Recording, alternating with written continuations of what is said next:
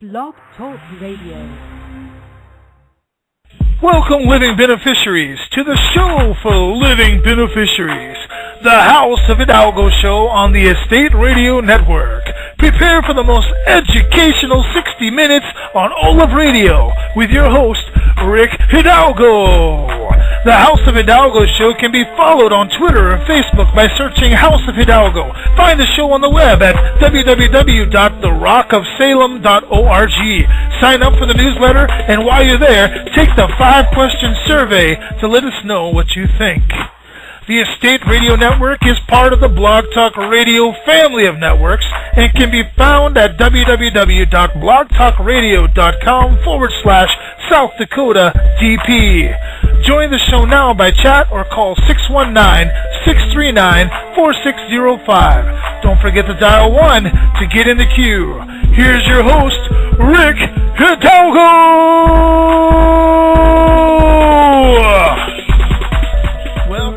Welcome, ladies and gentlemen. This is Rick Hidalgo. This is your host of the Hidalgo, the Hidalgo Radio Show, and we're broadcasting live on the Estate Radio Network. And boy, is it a beautiful day here in South Dakota. As I look out, I see hardly a cloud in the sky, and a garden out my window that's growing exponentially throughout this wonderful month of August. So, with all that said, I want to alert you guys to the fact that we're going to have another wonderful show today. The show is based on ancient economies. We're going to get to that in just a second, but I want to remind you that you can go to blogtalkradio.com/South Dakota DP. That's like double play. And go down to the bottom of the page there, and you'll see a chat room that's in session. You can certainly ask your questions there. If you would rather call in and ask your question, you can call in at 619-639-4605. That number is also at the top of your screen when you go to the website. So it's 619-639-4605. Today we got a really special broadcast coming your way as we start to uncover the other side of economy. As most of you know, things aren't looking so swell worldwide when it comes to currency and fiat and all that kind of stuff. We have a different perspective to share with you today. And to do that, I brought my good friend Bob Prentice, Mr. Attitude, on with me. Let me see if I can get him in here. Are you with me, Bob? Yes, I am, Rick. Well, I appreciate you coming on. I want everyone to know that Bob Prentice is my life coach. He's the one that you hear a commercial for, an ad for every single show at the 30-minute mark. And if you're looking for a life coach, this is the guy to go to. So thanks for coming on, Bob. Thank you, Rick. Truly a privilege. And I've really been looking forward to our show this evening. One of my favorite subjects. I know it is. You've actually been speaking with me quite a bit about bartering lately. Of course, we labeled the show ancient currencies or something like that.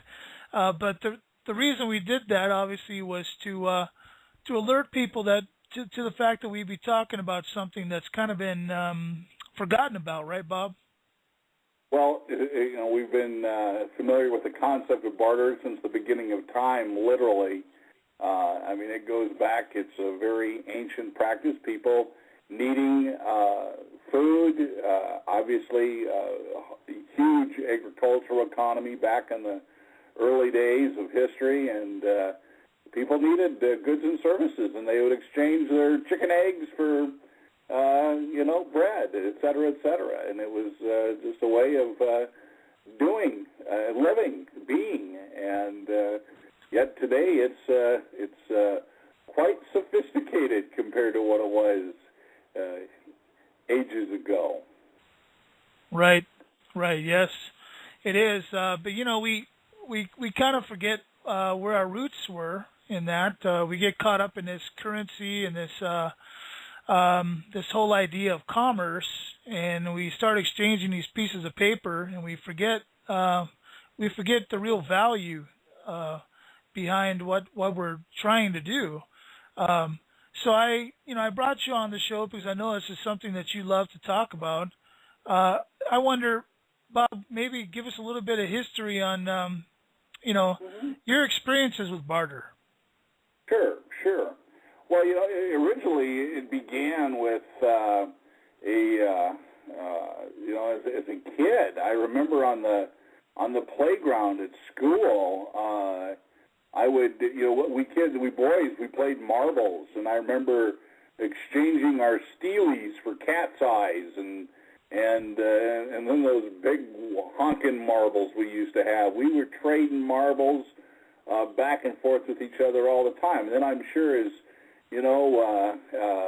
we progressed in our young lives, we traded all kinds of things with toys and games with each other. We were exchanging our time with each other, and so early roots, yeah, you bet. In my life, it was very common for us to trade with each other, and then as I moved into my adult life and in the business world, I remember one of my very first jobs. I worked in a radio station, and the boss told me to go down to the gas station and trade some advertising for some gasoline. And I thought, what? Yeah, he said, go take $200 of advertising down to them and tell them that you want $200 worth of gasoline, and they'll set you up a gas trade out. And I thought, sure. And so I went down and talked to the gas station, and I convinced the owner of the gas station that we'd give him $200 worth of commercials and airtime on the radio station for his gasoline, and he thought it was a great way to earn new business and get some customers coming in. And it just worked slick as can be. Every month I had a $200 line of credit for gasoline at the gas station. And then the boss told me to go down and talk to the local restaurant at the edge of town there and trade some advertising on the radio for some credit at the restaurant so I could take some clients to lunch. And so I had gasoline to go see my business clients, and I had a restaurant to take them to lunch. And that was my first real business-to-business exchange, and the first connection I had with the concept of barter in the business realm. And of course, I was hooked immediately because of those two transactions. And then over the years from that point, I learned how to barter literally anything and everything over the years. And I bartered for literally everything that you can think of. I've bartered for it or traded for it in one way or another in my adult life. Literally, thousands upon thousands of dollars worth of goods and services. I've lost track over the last 25, 30 years. So, I mean, it's huge. Bob, would you like to give us some examples of things that people might not be aware that you can barter for? Well, the first thing I like to encourage people to consider is just your time. You can trade your time for other people's time. I know a lot of young mothers trade babysitting with each other. They'll take care of your kids, and I'll take care of yours, so you can get away. And so that's a pretty common thing, just trading time. But yet I trade my professional time with an attorney. And I have needs for an attorney in business, and she needed some of my resources and tools and time, and so we just exchange our time with each other. And so every day I have a gal that is a genius with websites. She's just an incredible website gal, and so I trade my time for her time. I have a gal who is an editor. She's a ghostwriter, I've traded my time for her time. I have an accountant that I've traded my time for his time before. Time is a pretty fun, easy thing to trade. And I've done a lot of that over the years, but also things. You have, in the business world, you might have excess or unused or unsold inventory. Even here on my micro farm, we have lots of extra produce or vegetables, and a lot of times I'm just giving a lot of that away. We sent off some friends with some sweet corn today, but when I have a lot of it, I've traded my watermelons for items that people had that I wanted or needed. I've traded our pumpkins for things. So you could take your produce, and I've even bartered seeds with other people that have different seeds that I wanted. I traded some pumpkin seeds for some tomato seeds with a gal out of California. In fact, I just had one of her tomatoes tonight for dinner from what I raised from seed. And so it's a pretty common thing to exchange produce. It's a pretty common thing to exchange time. In business, exchanged motel rooms.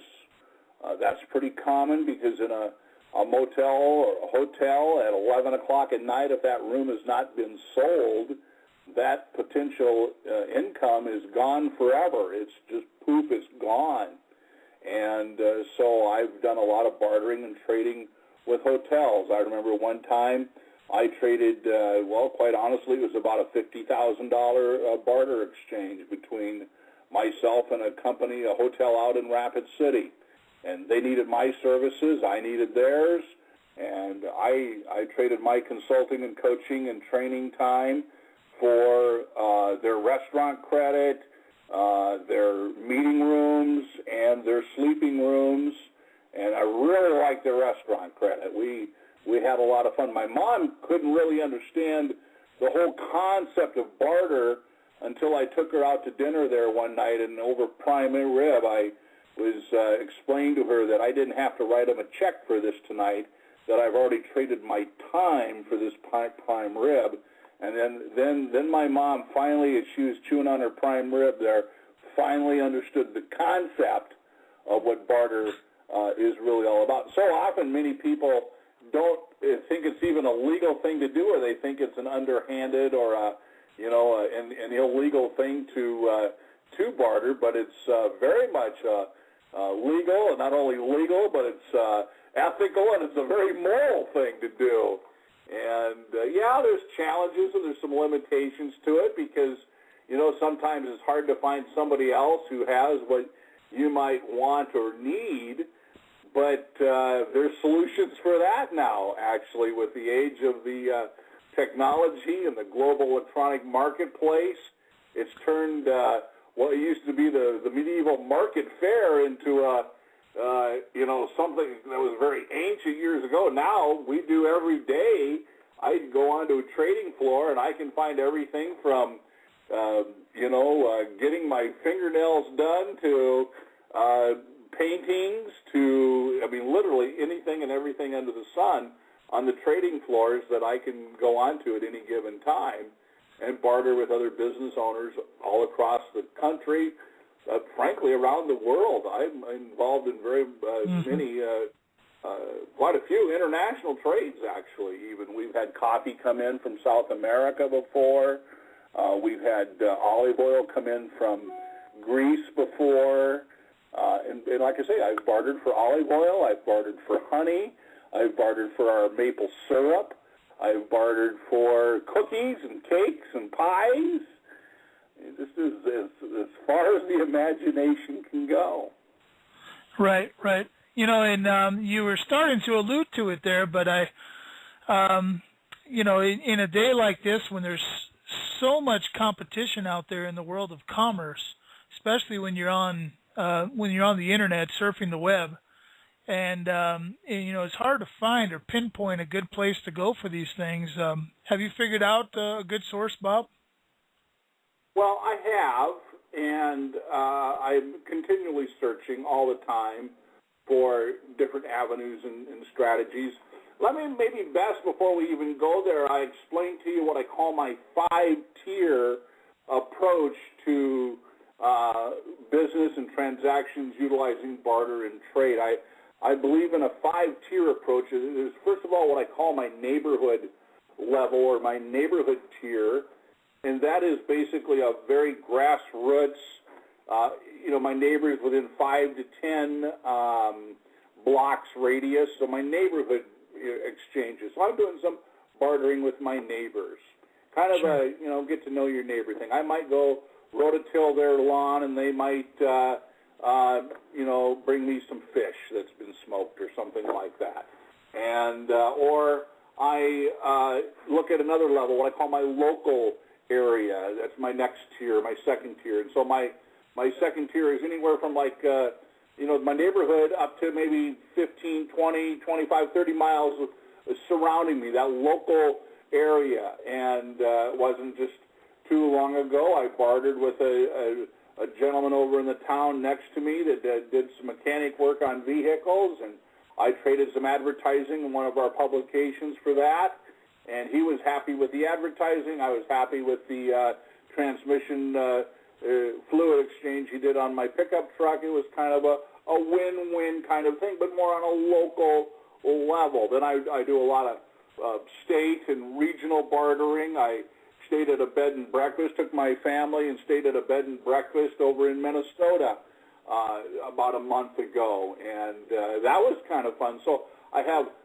my immediate neighborhood that I'm bartering with. I have kind of a local 25, 35-mile radius of my home that I'm building a network of people that I'm exchanging with, and I have my statewide connections. And then, of course, I have my goal to have my fourth level is the national tier, and so I work on a number of different exchanges that I've encountered over the years that I am still members of, and of course I have my favorites, and so I work with some national exchanges and actually international. I'm trading with folks out of Canada and like I say, all parts of the corners of the globe, and so that's the fifth tier, the international level, and so each of these levels, I have different strategies that I'm utilizing, and of course, for the national, international, we're utilizing, today's sophisticated traders just simply use a barter exchange or a network.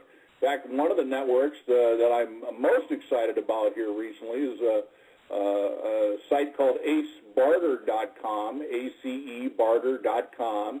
And they specialize in providing basically a liquid barter market, facilitating one-way trades. It's businesses connecting with other businesses. 32,000 businesses in the network all over the United States and Canada exchanging goods and services. Now, what's really kind of neat about this, as a business, of course, in business, how I encourage business owners to operate is when you're selling, obviously you think cash first, because we obviously still need to have the cash currency to operate with in business today, and that's how we pay our taxes and electric bill and things like that.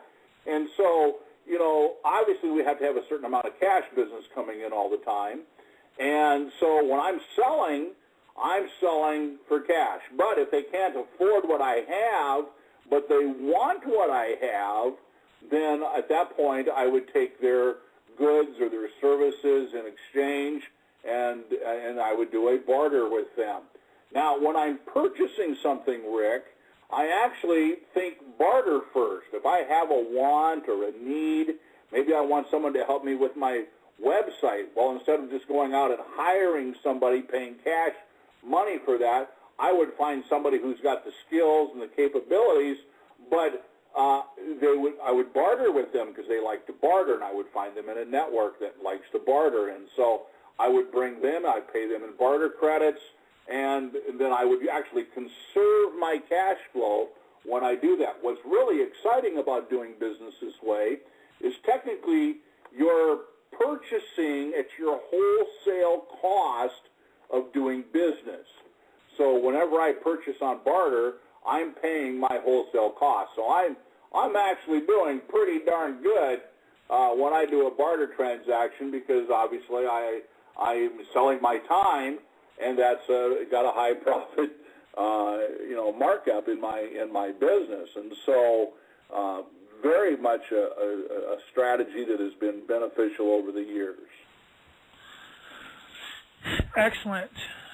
That sounds wonderful, Bob. So, how is this something that you do every day, Bob, or do you designate certain times? Yeah. That's a good question, Rick. And what I do is I encourage people to be opportunistic when it comes to barter. If you look at your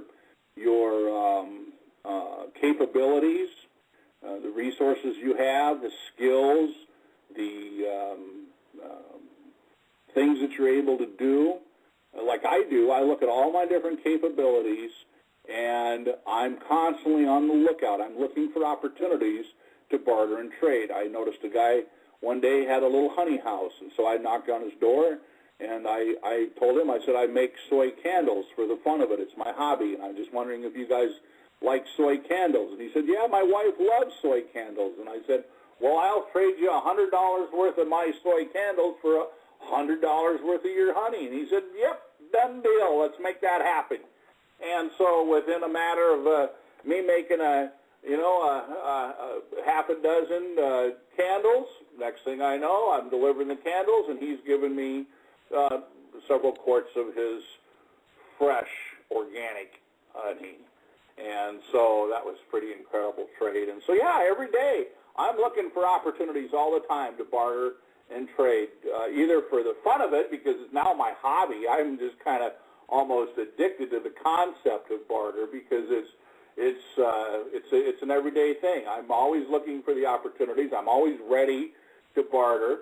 In business, I encourage business owners to kind of cap it, though, and I do this. I only my standard is about 20% of my gross I barter, and so, because I still got to, like I say, pay the electric bill, I still got to pay my taxes in cash, those kinds of things. So I only take about 20% of my gross. Whatever I grossed in the previous month or the previous quarter, that's what I allow myself, between 10 and 20% of that as barter income, so that I don't get myself in trouble, so to speak. I always want to be able to pay my cash bills, so I can be responsible that way.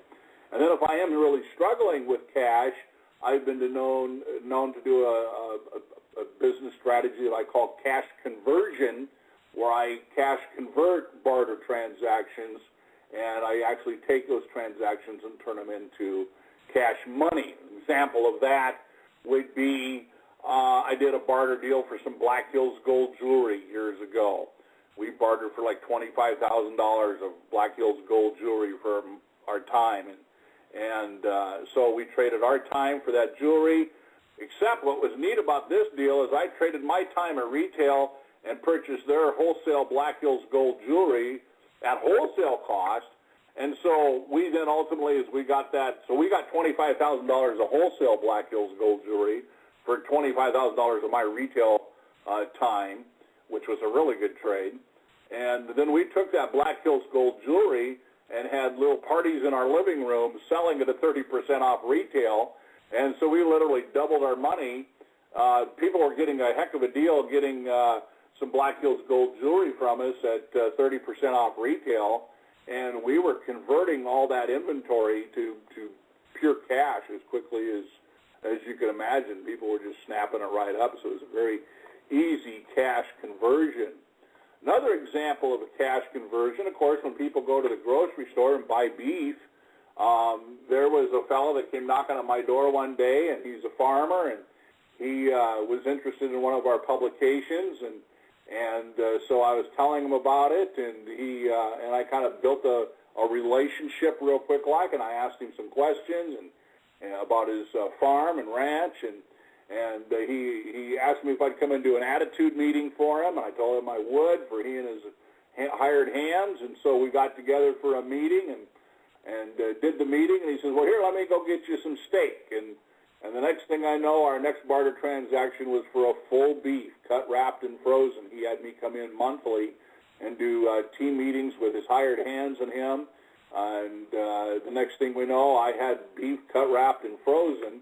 We filled our freezers full of beef, gave some to our kids, and yet I still sold, I think, a quarter of that beef for cash. So I covered, a big chunk of cash back at the same time, too. So creatively, innovatively, taking time and turning it into cash, money, via a barter trade. I mean, it's an incredible concept. Yeah, it sounds like you're having to step outside of the box and see this thing from a different angle, because a lot of us, like myself, we grew up, trading football cards or baseball cards or whatever. And when we think about barter, we almost think of it in an intrinsic value type of sense instead of the way you're explaining it, Bob. So I think a lot of what's happening here is, shows like this one have to educate the population on what barter really is and how it can be a win-win situation for both sides. Well, and in countries where there's monetary crisis is going on, like in Greece right now, and in the last couple, 2-3 years in Greece, 85% of the citizens in that country are very much involved in barter right now, because when their government currencies implode or become devalued or inflation just makes them go rampant, the citizenry has no option but to go exchange their if she's a seamstress and she's needing some eggs, she's going to sew for those eggs, and so barter in Greece has gone through the roof here in the last 2 or 3 years. As a matter of fact, even here in our own country since 2008, when the Great Recession began 5 years ago, I've noticed over the last 5 years a huge resurgence of barter and trade in our country. I mean, it is absolutely going through the roof. As a matter of fact, I don't know if you're aware of this, but right at about I believe it's right about 65% of the companies on the New York Stock Exchange do some form of barter and trade. I mean, world commerce right now is somewhere between 15 to 20% of world commerce is taking place in barter. I mean, this is a $20 billion industry today here in the United States. I mean, that's where barter is at. I mean, it's gone from people exchanging chicken eggs for things at the local hardware store to now it's huge. I mean, businesses are needing to move that surplus inventory. They're needing to bolster their sales. They're needing their production facilities, these manufacturing plants, to be running. And one way to make sure that that's happening is to make sure that they have a barter or a trade agenda, whether it's purchasing, advertising, part of their marketing, part of their market research being done via barter and trade. I mean, this is a way you can attract more customers. I would say historically that 80% of my barter customers refer a huge number of cash customers to me. I mean, it's monstrous. It is actually kind of fun because they say it's not what you know, it's who you know. And so when I'm bartering and trading and building a relationship with somebody, and that trust is built and the respect is built, and they like my product, they like my service, they refer their friends and neighbors to me. And if we don't have a barter relationship, obviously that's all in the the cash currencies, and I develop my clientele that way. And that's a fun way to do business, is to have those barter relationships turn into cash relationships for me. So, and that's happened a lot also. Excellent. I appreciate your answer to that, Bob. I'm going to take a quick, it's going to be about a 3-minute break. So if you need to get yourself some water or use a facility, this would be the time. Do you need an experienced editor to look over your short story, script, or novel? Do you need help building a platform or self-publishing your book? Are you on the cusp of realizing your dream, but you need someone to help you with those few extra steps? Are you a business in need of an established copy editor or copywriter? Dan O'Brien has more than a decade of experience in writing and publishing, and his rates are flexible. All that matters to Dan is the integrity of your artistic vision, and Dan can help you create the highest quality work possible. Please email Dan today at amalgamconsulting@gmail.com or visit his website, www.amalgamconsulting.com. That's AMALGAM consulting.com. Write Dan today. Start your dreams tomorrow. Do you have hopes, dreams, and goals, but don't know how to reach them? Do you wonder how you could do differently to achieve greater success at home or at work? Do you feel like something is holding you back from enjoying your life to the fullest? Are you fed up with status quo and ready for real and lasting life change? Are you wanting to start a business or expand an existing one? If the answer to any of these questions is yes, then you are ready for life coaching with Mr. Attitude. Mr. Attitude will stretch and grow you and take your life to a whole new level of success by equipping you with the tools to help you to accomplish more in less time, get and keep your priorities in line, gain greater happiness and joy, face your fears, plan for success, be more assertive and confident, overcome negative stress, deal with negative thinking, set goals you will achieve, and more. Mr. Attitude specializes in results producing. Life strategy coaching for the personal side of your life. Small business coaching for those who want to start a small business or build a stronger small business. Train the trainer coaching for those who aspire to become a motivational professional speaker. Call today and reserve your appointment with greater success. 605-450-1955. That's 605-450-1955. Or email Bob at MrAttitudespeaks.com. That's MrAttitudespeaks.com. Mr. Attitude is committed to your success. Are you looking for solutions in your business to move your excess, unused, and unsold inventory? I may have a solution for you. Let me introduce to you acebarter.com. It's like having an ace up your sleeve. Open new markets. Tap into new potentials. Everything is possible when you check into acebarter.com when it comes to expanding and growing your business. All right, we're back on the show. This is the House of Hidalgo show on the Estate Radio Network. I am, of course, your host, Rick Hidalgo.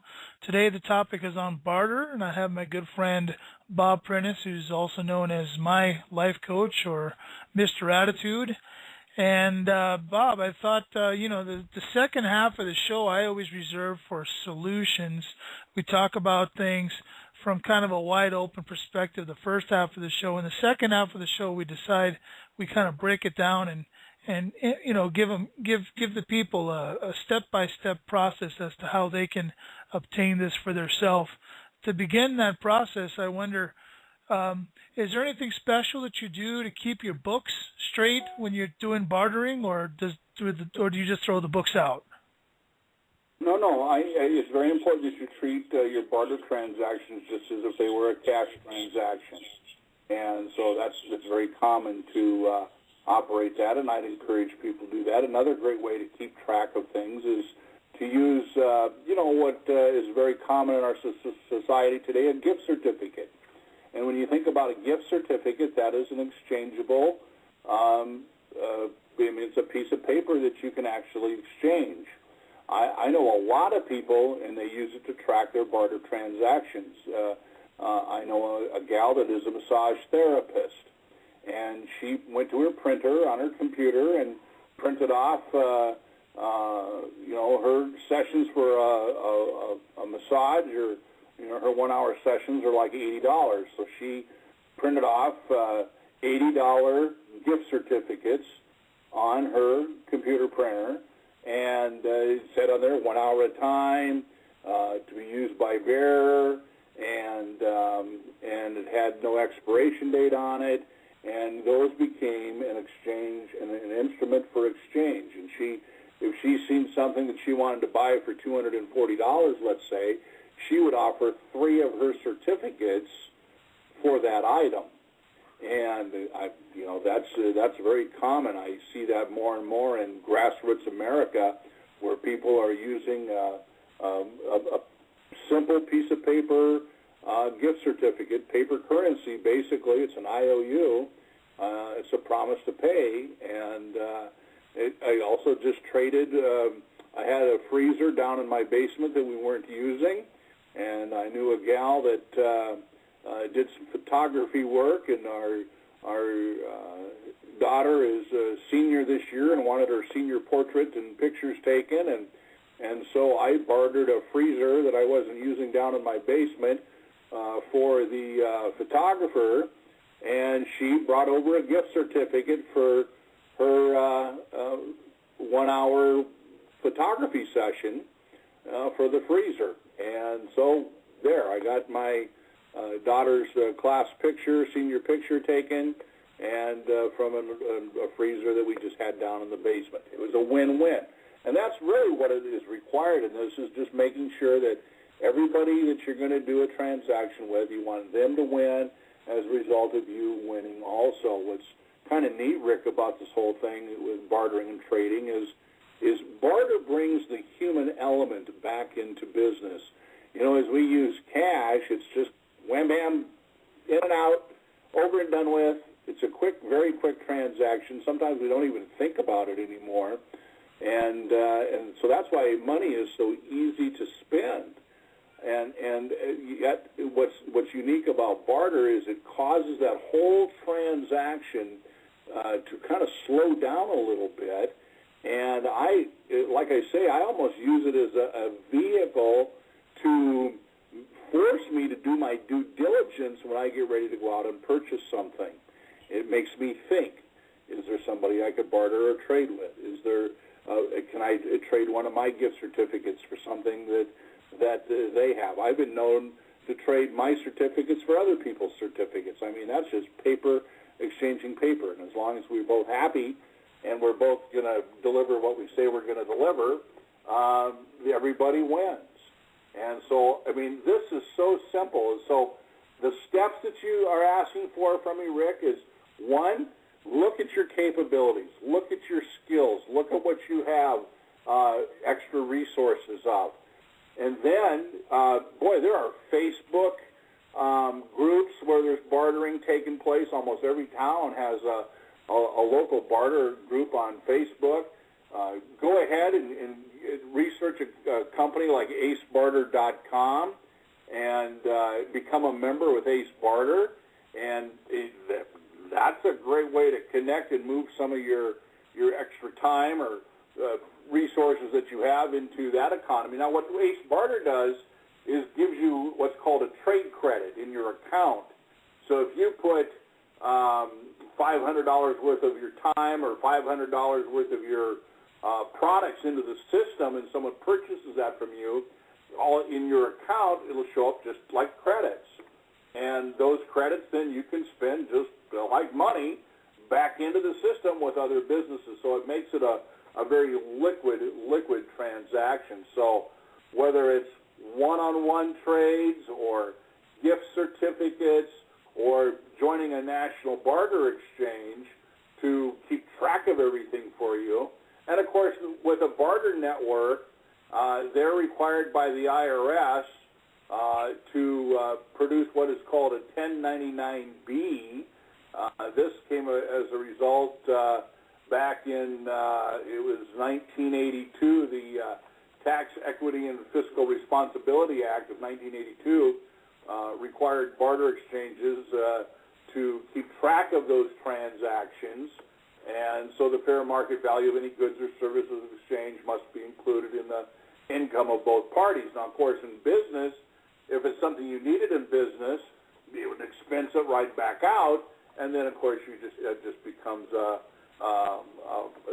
even write-off, basically. It's income in and expensed back out. So, simple steps. Just get yourself a list of what you have capable, a list of resources, and then just start looking for people and seize every opportunity you can to barter and trade with somebody for something. And just watch what happens. You're going to start having fun with it, and the more you do it, you'll get better at it. You're building more relationships with people. And like I say, with my 5-tier approach that we were talking about earlier, just start with your local neighborhood and then expand that to a little bit further and more regional. And then, if you want to do some regional trading or national trading, there are barter exchanges like acebarter.com to facilitate that process. They actually have brokers that will go out and find what you want to need and bring it right to your door, literally, because they're eager for those transactions to take place. Now, they charge a small commission for that transaction, but boy, it's worth it. If I have to pay 5% to save 100% cash, I'm going to do that, and that's just good business sense for me to make that kind of a decision. Absolutely. I do have a question from my Facebook chat. I noticed someone asked a question. I'm going to rephrase it just a little bit because I don't think I want to ask it the way that they presented it. But have you ever gone into a fast food place and been able to barter for a hamburger or anything like that, Bob? Well, no, that's probably not going to happen because they're part of a national franchise, and most often that isn't going to occur. But where I would do something similar to that is I'd go to a barter transaction with somebody else, conserving my cash. In that transaction, I'd take that cash and I could go buy my hamburger at McDonald's. So right. It's just another way of doing it. I just wouldn't have it direct. I'd go do another barter transaction where I would save some money where if I was going to have to pay for something else anyway that was going to cost me cash money and I can now trade that, that means I saved that cash money, and then I would use that cash money to go pay my light bill or go to McDonald's or places that don't accept, a barter or a trade transaction. Sure. So sure, yeah. To get around. Yeah, excellent. That was a good answer. I'm going to tell you a little, example that I was able to swing here, and this is pretty recent, pretty cool actually. I went to one of those penny auction things online, and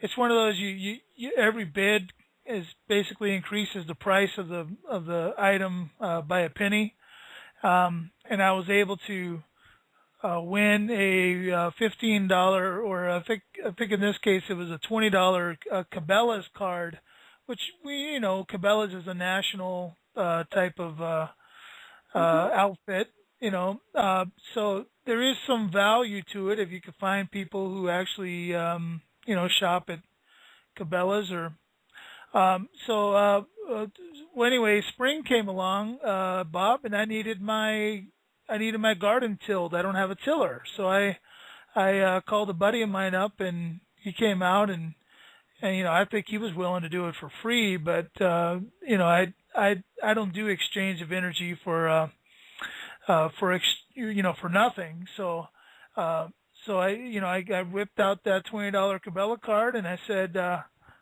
And I gave him the $20 Cabela card, and wouldn't you know it, he shops at Cabela's. Yeah. So it was a perfect example. Absolutely, excellent example. And it's just we got to think differently. That's really what it requires, is just creative thinking, and like I say, being a little bit opportunistic minded. You got to look around you. You got to think differently. You got to seize opportunities. You got to be building relationships. You got to show interest in other people. You got to not be afraid to ask a question like, would you be willing to barter with me or trade with me? You just got to be able to have enough confidence to ask that question. Would you be willing to barter or trade what I have for what you have? And because that is kind of the limitation of barter. Obviously, it's what's called the need for presence of double coincidence of wants. As you know, for a barter to occur between two people, both would need to have what the other wants, and so that's kind of a limitation. Now, somebody in a business like acebarter.com makes that go away. And of course, then there's the common measure of value. Everybody sees a value differently for their products or services or their time. So right. You got to, look at the value measured. And so I have a lot of different ways that I look at value on things. And so that might be a breakdown in the potential barter relationship. Sometimes it's, because it's an item that's in really super high demand. You don't find a lot of people bartering for gold, for example, even though I have bartered for gold jewelry.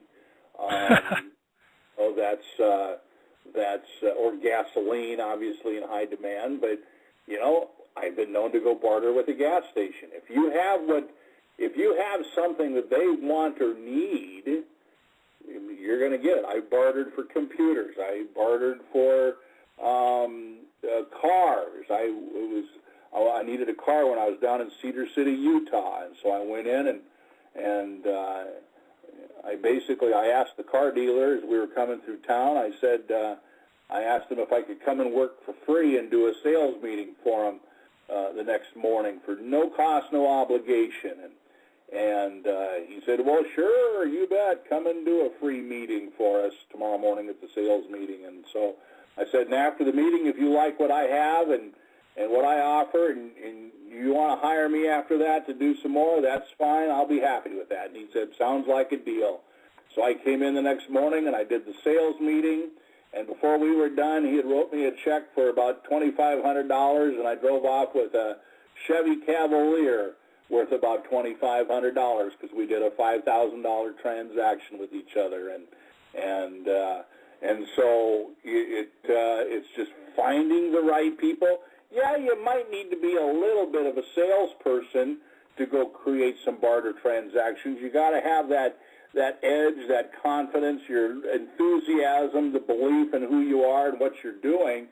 And but if people don't have the cash flow, see if they'd be willing to barter and trade at what they have, and see what you can stir up just doing that.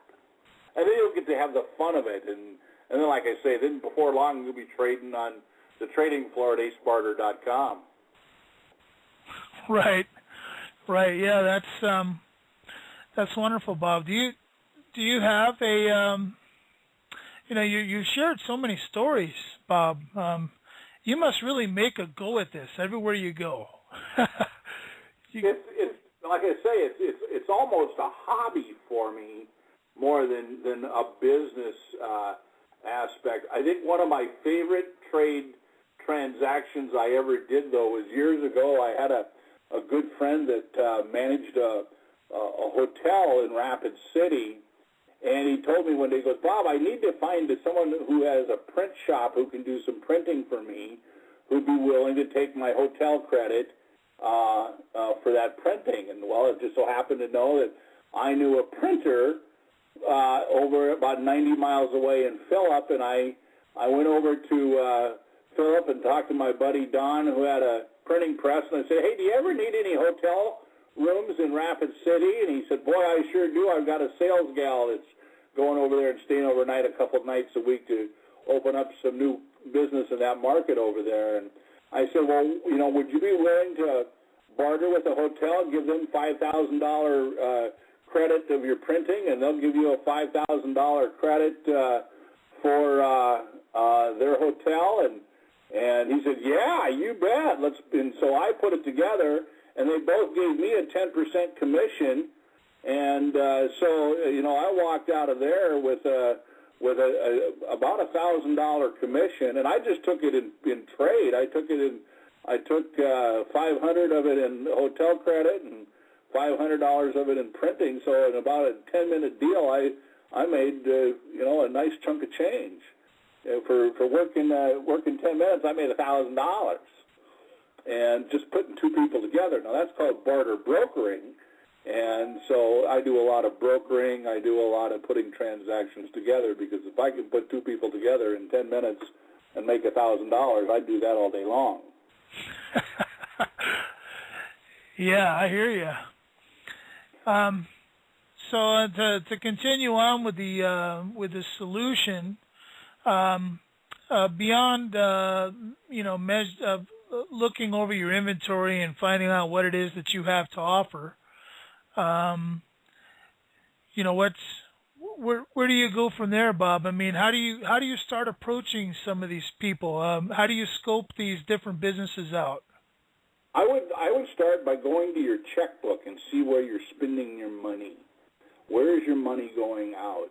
And then go through that list and see if there's anybody in that list who might be approachable. They might be the owner of their business, and maybe they're a local.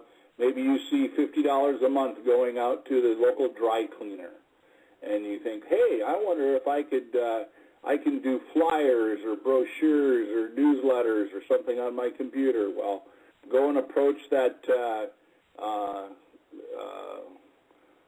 gentleman at the dry cleaner with the idea of, hey, I'll do some flyers up for you to help you promote your dry cleaning business, and for $50 worth of dry cleaning. And what the worst that they can say is no.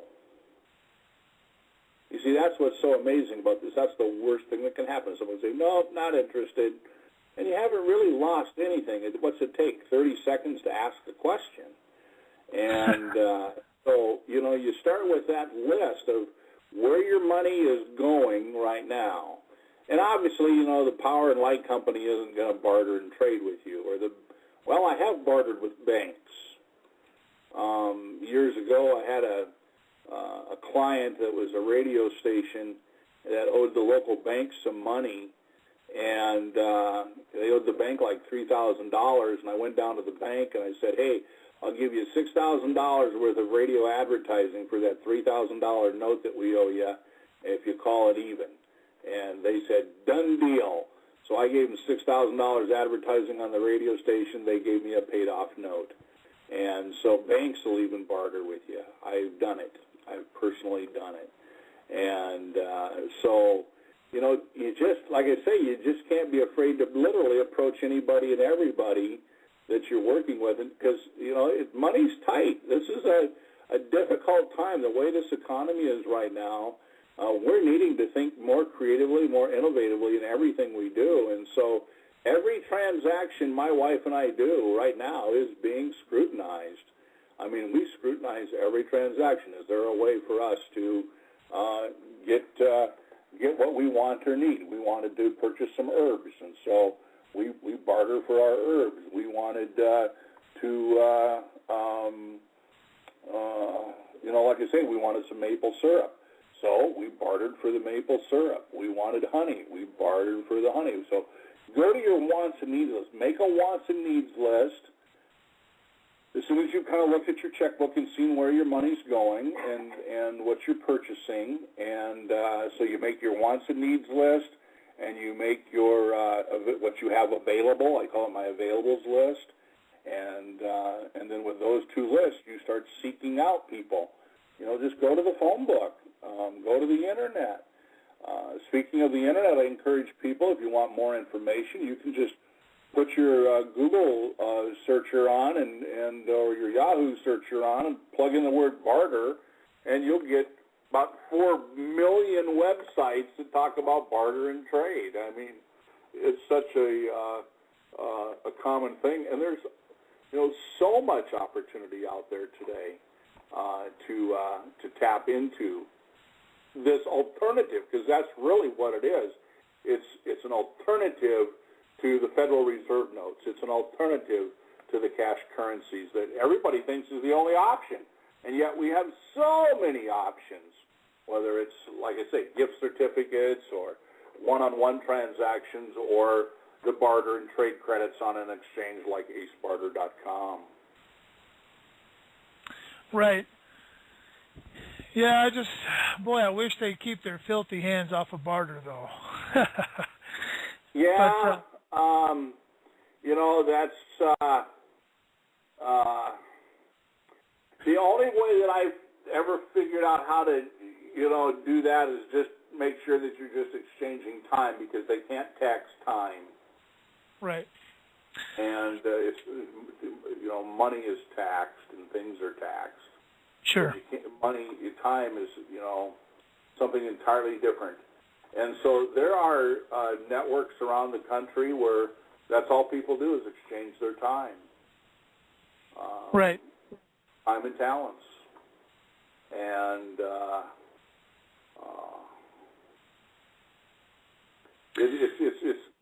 it's kind of challenging, but yet it can be really, really rewarding if you and when you do pull off a transaction, you're going, yeah, I just bartered for that. It's kind of a good feeling, because you know that you're creating a win-win. You got to make sure, and that's what people really need to understand. This isn't to take advantage of people. This is to create win-win situations. I know there's on one of the network channels, there's a TV show now called Barter Kings. Well, yes. And you might have heard where you could trade a paperclip up for the house or something like that. And some people will kind of, and I don't know if I really consider that really bartering per se. I mean, it is, but it's not. It's because I want to trade value for value.